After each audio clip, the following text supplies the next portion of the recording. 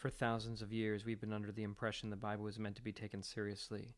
Finally, a new translation that'll change all that. This is Oh My God, What the Fuck Bible. Reach out, touch faith.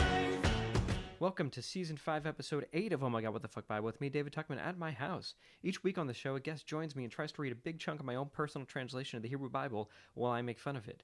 And this time we're reading two portions known in Hebrew as Nitzavim and Vayelech, and in English as You'll See. Here we go!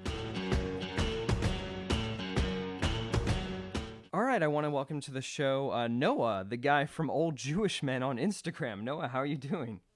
Hey, how you doing, David? I'm good. I'm doing well. I'm good. Welcome to the show. Well, what's would you describe for those who are unfamiliar with it? What is Old Jewish Men on Instagram? Old Jewish Men is a lot of things, but really, most importantly, it's a lifestyle. Mm-hmm. It really shows you how to live a relaxed life, how to eat. We are also we are a clothing brand. Okay. So we sell loungewear, and I take photos of old Jewish men. I used to take a lot more photos of old Jewish men when I was first starting it, just out on the street. But now I have kind of given in a little bit to the meme culture. Mm-hmm. It's not quite as invasive. Yeah. It's pretty funny. I've liked it a lot. It's a pretty popular Instagram account. I'm living the old Jewish man lifestyle right now. I'm drinking some seltzer. I feel like that's a big part of it. There's like certain things that old Jewish men do that embody old Jewish men. Yeah, what is an old Jewish man to you? An old Jewish man to me is somebody probably pretty opinionated, not necessarily taking care of their health, into seltzer. Uh-huh. Grain, gefilte fish, whiskey, the good life. What about you? Yeah, I think a lot of sitting around. I think a friend of mine kind of put it best one time. I remember I called him one day, and I missed the call. And the next day I said, "Hey, I called you yesterday. Why didn't you call me back?" He goes, "You called me at 3:00. I thought you knew something about old Jewish men. What are you, what are you, a sociopath? Who calls somebody at 3:00? I'm napping." Napping is a very important part of the lifestyle. Mm-hmm. Yeah. So I think it's a, like I said, it's a lifestyle. It's someone who's older before their time, doesn't like to be bothered too much. Mm-hmm. Maybe isn't the most extroverted. Mm-hmm. Or if it's a lot of sitting around telling jokes and Borscht humor, Mm-hmm. I guess. Can women be old Jewish men? Definitely. All right. Yeah, I've kind of learned that. I don't think I would have said that at first. It's I more think I've about the grown as a lifestyle person. than the gender. Yeah, All definitely. right, cool. Well, let's talk a little bit about you. What's your background in terms of Judaism and like the Torah? I would say that it's. I grew up conservative. Okay. I grew up conservative in Colorado. I was bar mitzvahed. But actually, I was bar mitzvahed by an Orthodox rabbi. Mm-hmm. My brother and I are both bar mitzvahed Orthodox. But I didn't really grow up with I was, I'm not a learned person. I didn't go to yeshiva. I didn't go to Israel till I was 18. I didn't grow up going to Israel. Mm-hmm. So I moved to New York when I was 22. Okay. And I would say that I was always a major slacker when it came to my Jewish studies. Because really, I've always had this thing and it's going to happen to me tonight. I know it when we're reading this. Is that because like Judaism immediately the Torah puts me to sleep. All right. Immediately. Well, let's see if we can. You start reading the Torah, yeah, and I'm, it's it's like the way that Proust was the sleep medicine for the French. Torah is my sleep medicine. Interesting. Yeah. We'll see what can happen. Do you like identify as Jewish now? Do you do any? Are you engaged at all in any Jewish community? I mean, you create a Jewish community online, but is there anything you do in terms of practice or ritual these days? Do I identify as Jewish? Definitely identify as a Jew.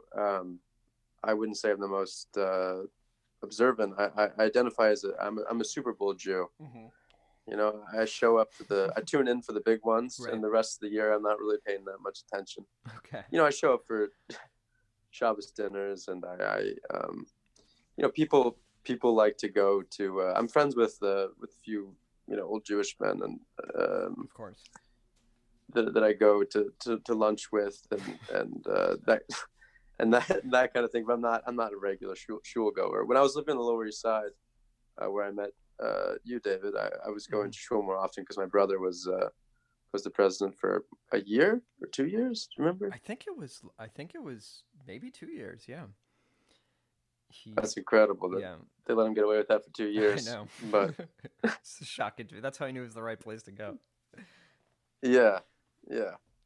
But no, my family lives in Israel now, so I go there quite often, and I kind of am forced to re-immerse because of what they're doing. Mm-hmm. And no, my Judaism has always just kind of been a just general sort of apathy, that being religious and being observant is just more work than I'm willing to put in. Yeah. It's always been more work than I don't like to get up on Saturday mornings. I usually, you know, I like the songs on Friday night, but you know, having to go somewhere or feeling like you have to go somewhere and you know, getting if you really want to keep the holidays, it's a lot of work, as you know, right? You're pretty religious yourself, aren't you? Yeah, I mean, You're pretty observant. I'm pretty relatively, yeah. I do It's a lot of work. Stuff. Yes, it is definitely. So you're saying it doesn't comport with the old Jewish man lifestyle. If you want to relax and nap, you can't really do that if you're doing all this stuff. You know, the old Jewish men that I relate to most. I won't name any names because I don't know if they want everybody to know about the way they practice Judaism, but I always find that they're pretty willing to in the moment sort of, you know, compromise. Mm-hmm. So if there's something they really want to eat, you know, live a little. Yeah. You know, nothing is really worth being uncomfortable. Absolutely. I love it. Well, speaking of being uncomfortable, how would you like to read the Torah? There you go. So I hope that maybe you can explain to me a little bit. Yeah. Okay, so where we are. Sure. It's really important to give some background. So, you know, this is the last book of the Torah. So the Jews, the Hebrews, or the Israelites are about to enter the land of Israel that's been promised to them. Pretty much this entire book up to this point, so this entire season, you know, they've been through the 40 years. It's been 40 years total. And now Moshe is about to die, and he's standing before them and basically recounting everything. So everybody here was not actually in Egypt. They didn't actually see the Torah given on Mount Sinai. And he's like telling them the story of their own history and getting them ready to go into the land. So he's about to, in this one, basically make some plans with them and explain to them what they need to do when they're in the land, which is what he's been doing for a while, but that's what he's doing here. Okay. Yeah. Okay. So this is Torah, a loose translation, Book 5, Words, Episode 8, You Are All Standing, Chapter 46, in which a pact is made, Deuteronomy 29:9 to 30:20. Today, Moshe said, you are all standing before Yehovah, your Elohim, the heads of your tribes, your elders, your officials, all the men of Israel, your children, your women, and your strangers who are within your camp, from the tree cutter down to the one who draws your water. The whole breadth to take on the jobs. Right. To take on the covenant that Yehovah, you Elohim, is making with you from now until forever. You are standing with him today as his nation. He will be your Elohim, like he said to you, and like he swore to your fathers, Abraham, Yitzhak, and Yaakov. I do not make this covenant and all its rules with you alone, but with all who are standing before Jehovah, our Elohim, and who are not with us today. Because you know that we lived in Mitzrayim, we passed through the other nations and saw their gross stuff, their gilus of wood, stone, silver, and gold. Maybe there's a man, woman, family, or tribe that's turning away from Jehovah, our Elohim, to go and serve the Elohims of those nations. Maybe the sprouting seed of poison or wormwood is within you. When they hear these words of rebuke, they'll say in their heart, "I'll be okay because I follow my own heart." But they're heading to the inevitable end of all things, wet and dry. I feel like there's a Jehovah, WAP joke that I can make here, but I don't really know what it is. A WAP joke? Yeah. Wet ass promise? Yeah. I don't know. So you're what kind of liberties are you're taking? Obviously a lot of liberties with the way that you're. Oh yeah, many. Okay. Yeah, right. Okay. Whenever I feel like it. I like the word gilus. Yeah, I don't know what that. It's some kind of measure, I guess. Didn't feel like translating it. Sure. But they're heading to the inevitable end of all things, wet and dry. Jehovah will not be able to forgive him because his burning rage will come down on that man, raining every curse written in this book until Jehovah erases that man's name from under the skies. Jehovah will separate the bad from the tribes of Yisrael with all the bad stuff of the covenant written in this book of teaching. Damn. That's that's hard. Read that last line again. Jehovah will separate the bad one from the tribes of Israel with all the bad stuff of the covenant written in this book of teaching. He's taking them out. Just so you know, so the previous one, there was like a whole load of curses and things that he would do if people did bad. In last week's episode, yeah. The last generation, your children who come after you, and the Gentile who comes from lands far away, will see the plagues of this land and the disease that Jehovah brought on it, sulfur and salt burning the land, to the point that it cannot be sown or produce. Grass cannot be grown on it, like the destruction of Sodom and Gomorrah, Admah and Sovim, where Jehovah unleashed his anger. So we know what Sodom and Gomorrah are, but I have no idea what Admah and Sovim are. They're like secret special lands that were destroyed off camera somewhere. Because they left the covenant of Jehovah, the Elohim of their fathers, those people will be told this was made with them when he took them out of Mitzrayim. They went and served other Elohim. They bowed down to Elohims. They didn't know that he hadn't given them that he hadn't given them. The rage of Jehovah was up in this land, and brought all the curses written in this book. Jehovah ripped them from the land. Say again? Relax, Jehovah. Yes, really. Seems to be kind of par for the course for him, huh? Mm-hmm. Jehovah ripped them from the land in anger, wrath, and fury, and sent them to another land until today. Secrets belong to Jehovah, our Elohim. Whatever that means. Okay. Things that are open are ours and our sons, forever to do all things in this teaching. Okay, weird cryptic message. Whatever. Thank you, Bible. So if God has secrets, who is he telling them to? It's just kind of something that he keeps to himself. I guess just Moshe, right? Yeah, I guess so. When all these things happen to you, the blessings and the curses that I'm putting in front of you, and you put them to your heart in all of these nations where Jehovah. By the way, the deal. So God only spoke to Moses. Yes. And he stopped talking to man because of the golden calf. Was that the deal? No, I don't think so. Oh no. So what happened was, at the Mount Sinai, he was talking to everybody, and they were like, "We cannot handle this. Please, we're gonna die if you do this." So Moses was like, "I'm gonna go up and talk to him on our own." It was just way too much for people. But then he still has prophets after. But Moshe is the only one who's worthy of him speaking face to face. Oh, okay. And it was and it was Moses that learned the name of God that he killed the Egyptian with. Yes, exactly. Right. Okay. Even if you've been lost to the ends of the sky, Jehovah will collect you from there. Jehovah, your Elohim, will bring you to the land your fathers owned. You will take possession of it and be more than your fathers. Jehovah, your Elohim, will open your hearts and the hearts of your seed to love Jehovah, your Elohim, with all of your hearts and all of your souls, so you'll live. That doesn't seem very much like a consensual heart opening, I'm just going to say. Jehovah, your Elohim, will do all these bad things to your enemies and your haters who chase after you. Step off, haters. Message of the Bible. You will return and listen to the voice of Jehovah and do all of his commandments that I command you today. Jehovah, your Elohim, will give you extra in everything your hands touch, the fruits of your bellies and animals, the fruits of the grounds, the fruit of the grounds. Because Jehovah will return and enjoy your happy times like he did your fathers.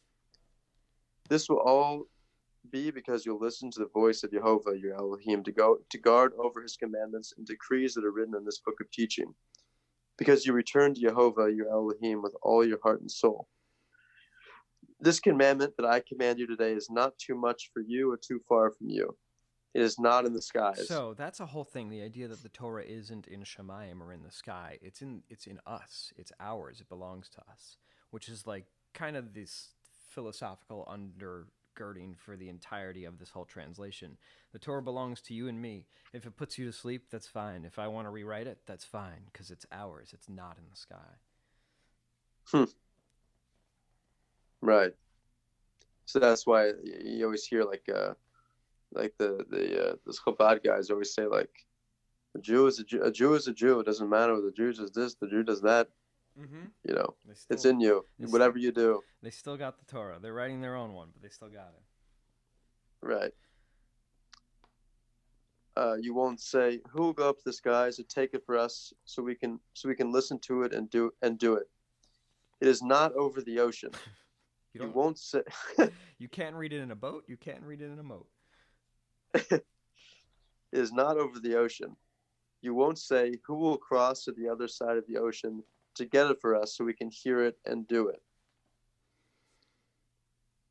Is the idea that the Torah is within us? Is that you don't? Christians definitely don't believe that about the Bible. It's all just scripture. Right? Yeah, I mean, like the core of Judaism in a way is that we spend millennia debating what the Torah really means. And like the Talmud is, I mean, there are limits that everybody puts on it, but it is like taking these words and interpreting it and turning it into the laws that we follow. And part of the problem today is a lot of times things will get crystallized in certain communities and it doesn't change. Mm-hmm. But the idea really is that it's a set of laws that we debate and we meld to match what we're doing now, as opposed to like it being gods that we can't access. It's accessible to all of us. It's accessible to anybody who reads it in the original language, but it should be accessible to everybody. It's not far away. It's close to you. It's there. It's in your heart. Right. Yeah. Where I mean, if you hear like if you heard someone say that to you, you'd think that Judaism is a flexible, open religion. It should be. It's supposed to be. It's supposed to be, yeah. But it doesn't really have that reputation. No, I guess. No, depending on the sect, definitely not. Yeah. I mean. Yeah, I guess, there's so much infighting. Well, that's part of the fun. Fighting over what it actually means. The debate over if it's among us, who among us it's among. Right. Which I guess, the whole debating thing is a very old Jewish man thing, stubbornly demanding that your interpretation of the Torah is right. Right. It is not over the ocean. You won't say, "Who will cross the other side of the ocean to get it for us so we can hear it and do it?" these words are very close to you in your mouth and in your heart to do it. By the way, that does kind of make me think. I mean, where do you think? I mean, I'm sure that you probably are following some of these, very these very left-leaning Jewish publications and stuff that's really seem to be growing in popularity. And you see the way the Stan's Shul is changing and becoming even more progressive. Yeah. Where do you think you consider yourself modern Orthodox, right? Yeah, I would say so. But I always wonder, where does the buck stop? At what point do people like you just say, they're not going to do that in shul. I mean, I think that's the endless debate, right? I would say I'm probably more egal and flexible than it. I think the question is, like, if there's a textual basis for it and people are open to it. I mean, it's like that joke, right? Somebody lands on a desert island and there's a guy there, a Jewish man there, an old Jewish man there. Right. And right. he's like, oh, he's built 2 shuls. And he's like, why did you build 2 shuls? He's like, one is the shul that I go to and the other is the one that I would never step foot in. I think there's always this endless debate about what Judaism really is. And even if you look at the Talmud, there are so many opinions that have fallen out of favor. If you can revive those traditions, then it's a part of their tradition, and that's what makes it vibrant. Right. Yeah. Where is I'm not very up to date. What is the thinking these days with the mechitza? Oh. And yeah, that's got to be a big thing, right? Yeah, that's got to be the thing. Some places don't have them at all, and are still Orthodox and still have it. I don't know. It's been a while since I've been inside a shul, to be honest, I think. Right. Considering the whole situation. But, I think I'm not up to date on the halachic debate, but there are some Orthodox people who don't hold by it anymore. Right. That seems like where the buck would stop for a lot of people. I think so, yeah. But not for me. Look, today I'm putting life and goodness, death and evil in front of you. I commanded you today to love Yehovah, your Elohim, to walk in his ways and to listen to his commandments, his decrees, and his laws, so you will live a lot, and so that Yehovah, your Elohim, will bless you in the land you're about to go to and to take. If you turn your heart, don't listen, and are convinced to bow to other Elohims and worship them, I am telling you today that you will die for sure. Your days will not be long in the land you're about to cross the Jordan to take. Both the sky and ground are witness today. I put life and death in front of you, blessing and curse. You can choose life if you want your seed to live. I choose to love that. Yehovah, your... Okay. To love Yehovah, your Elohim, listen to his voice and stick to him.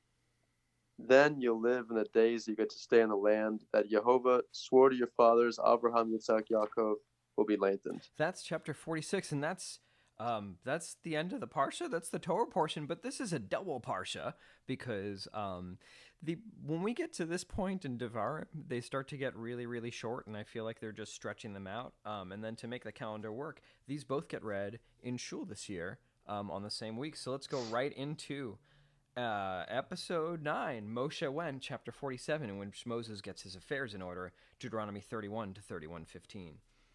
Oh, this is Moses again? All right. Moshe. Yeah, it's mostly him talking. Moshe went and said all these things to all of Israel. I am 120 years old today, Moshe said. I can't really do anything anymore. He's the original old Jewish man. Yehovah told me I will not cross this Jordan. Yehovah, your Elohim, will cross before you. He will destroy the nations in front of you, and you will take what's theirs. Yehoshua will lead you across, you like Yehovah said. Just like Yehovah destroyed Sichon and Og, the Amori kings, he'll destroy those nations. He'll give them to you, and you'll do all the commandments I commanded you. Be strong, be steadfast. Do not fear or shake from them, because Yehovah, your Elohim, walks with you. He won't fail or leave you. Unless, you do Mo- all the horrible stuff that he's described before, and then he will destroy you and disperse you among all the nations. But it's okay. Moshe called Yehoshua. Well, be strong and steadfast. He said to him in front of all of Israel, because you will bring this nation to the land Jehovah swore to their fathers to give them. You are the one who will split it up for them. Jehovah is the one who will go in front of you. He will be with you. He won't fail or leave you. Don't be afraid or scared. He's really kind of just handing the keys over to Yehoshua and walking away, but all right. Good luck with that. Moshe wrote this teaching and gave it to the Kohens, the sons of Levi, who carried the box of the covenant to Jehovah and all the elders of Israel. So it kind of makes it seem like he wrote the stuff he just said and not the entire Torah. We still have no actual record in this of anybody writing down the entire Torah. I'm just saying. Oy. Moshe commanded them, saying, at the end of 7 years, the time of the Shemitah, on the festival of Sukkot, when all of Israel comes to the face of Jehovah, your Elohim, the place he's going to choose, read this Torah before all of their ears.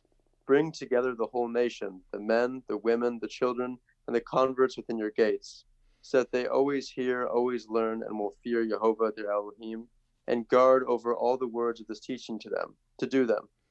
Also, their children, who won't know. They'll also listen and learn to fear Jehovah, their Elohim, all the days they're alive on the ground you're about to cross the Yarden over there to take. That's chapter 47. It's really starting to get dark.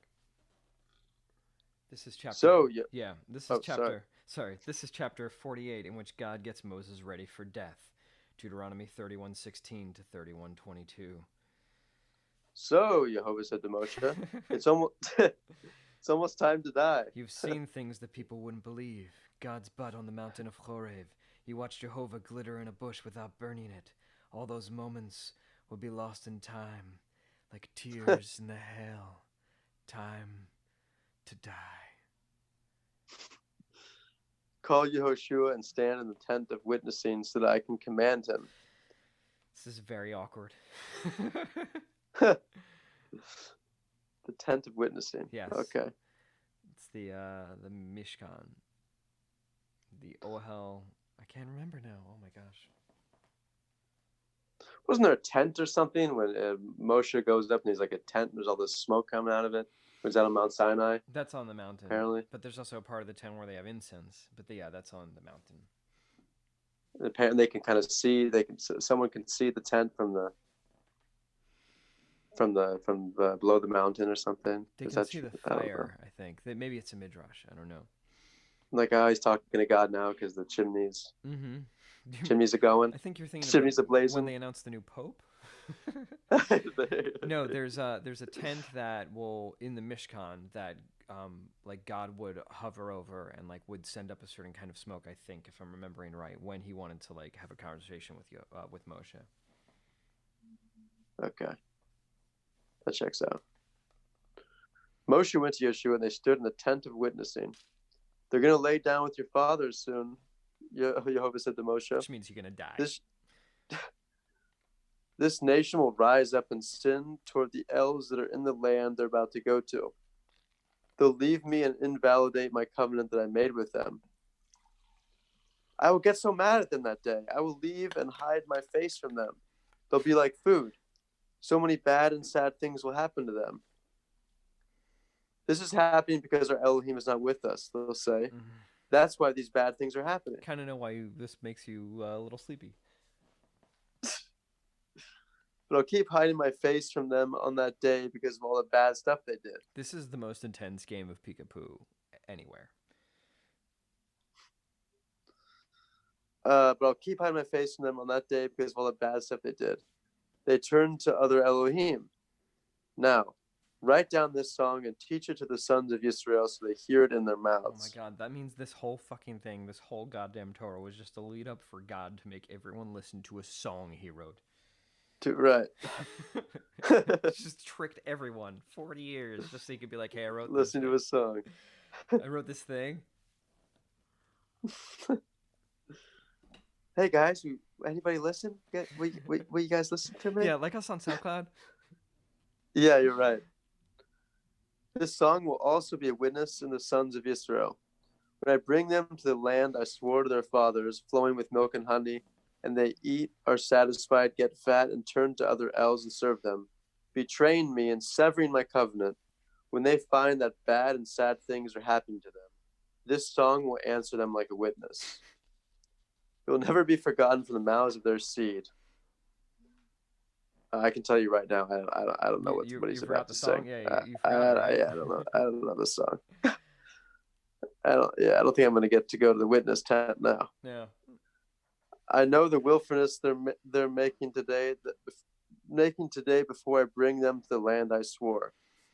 Moshe wrote this song on that day and taught it to the sons of Israel. That's chapter 48.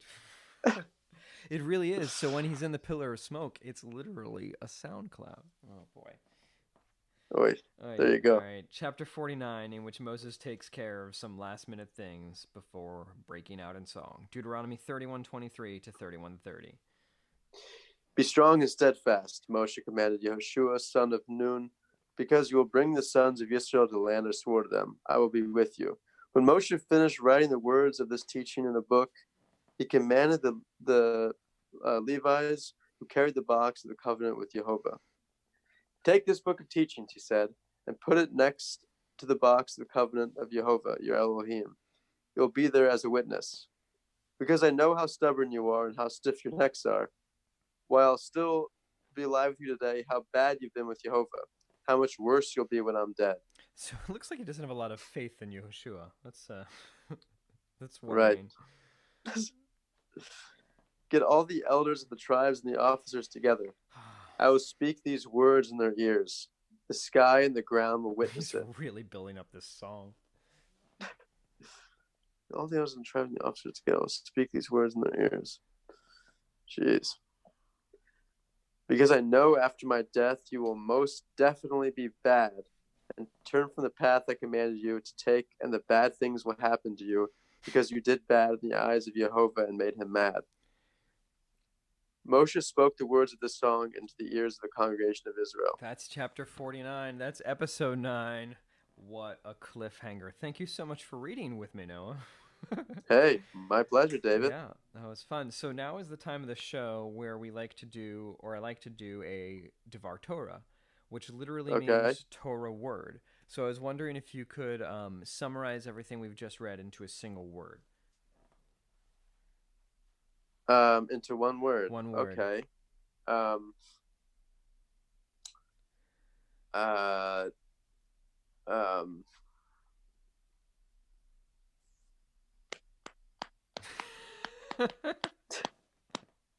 me get my thesaurus. All right. Well, what are you gonna start with? One word. I could say okay. So it always comes back to death. Yeah, sure does. Right? Yes. What right? Yeah. Expand on that a little. Okay, so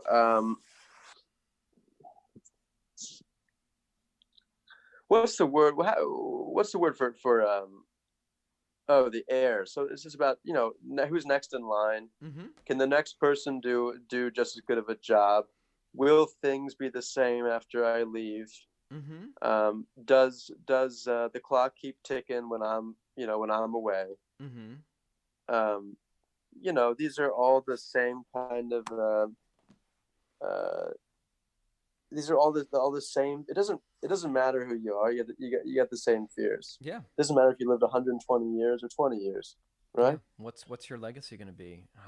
What's your legacy created going to live on beyond you? I like that. I think what's Moshe's legacy to you? Moshe's legacy to me? Yeah. I don't know if he's a real person, but I think it's like this kind of okay leader. I see him a lot as like he's very hesitant in terms of like taking on the mantle of leadership. He's also acts kind of like a buffer between the people and God a lot, like when he gets pissed off. So I feel like he's very put upon. I see him as like he's the greatest prophet and he's humble, but I think part of that humbling is just like I don't want to do this. I didn't ask for any of this.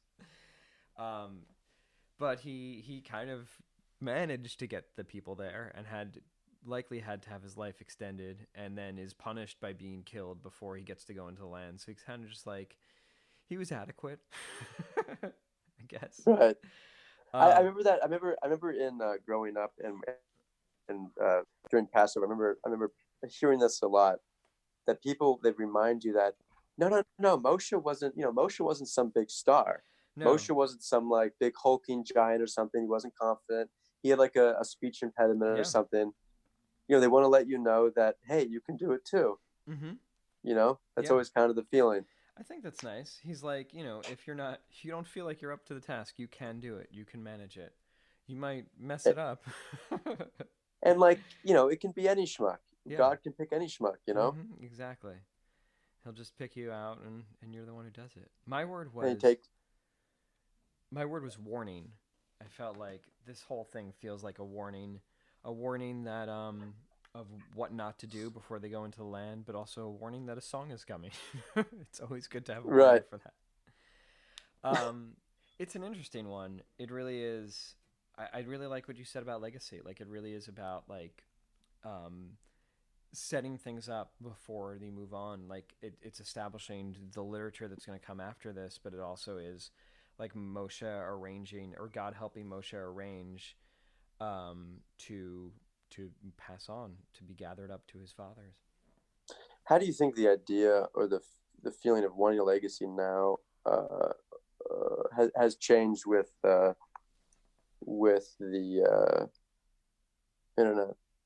That's a good question. There's like this idea of the long tail.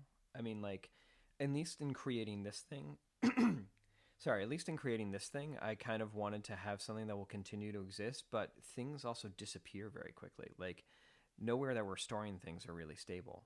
I think it's easy to feel like everything on the internet is forever, but it can be wiped and disappeared pretty quickly. Like, if Twitter went down, I think a lot of it is in the Library of Congress, or maybe all of it. But, like, how long will that last?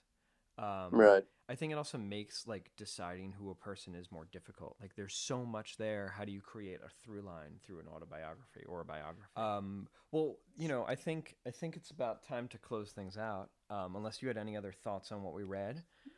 No, Okay. no, this is great. Where can people find you online? Where can they find some old Jewish men who could be men, who could be women, just people embracing the lifestyle?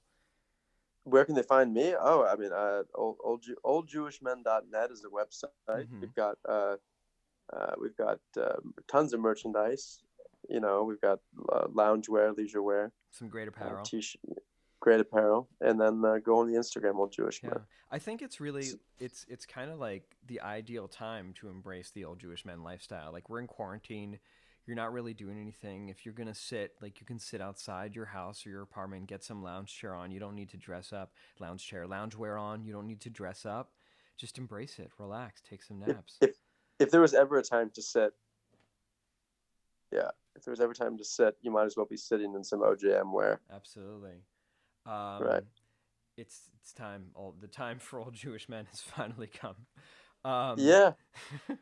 as always, you can find the Yeah. podcast everywhere that podcasts are. We're on Stitcher, iTunes, Google Play. I think they changed their thing. We should be on the new thing. I hope it worked. You can find it on Twitter at OMGWTFBible, Instagram at OMGWTFBible, Facebook.com/OMGBible.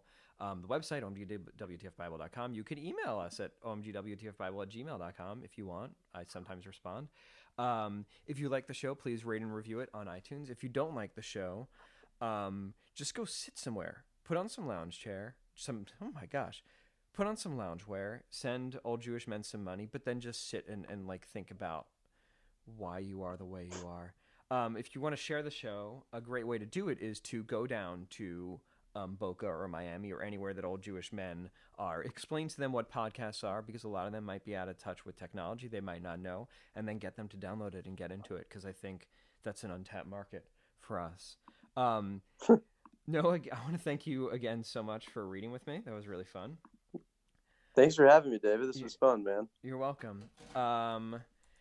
I and thank Congratulations, by the way, on getting through another 2 chapters. Thank you, and thank you all so much for listening. And please be sure to join us next week because next time in the Bible, Singing.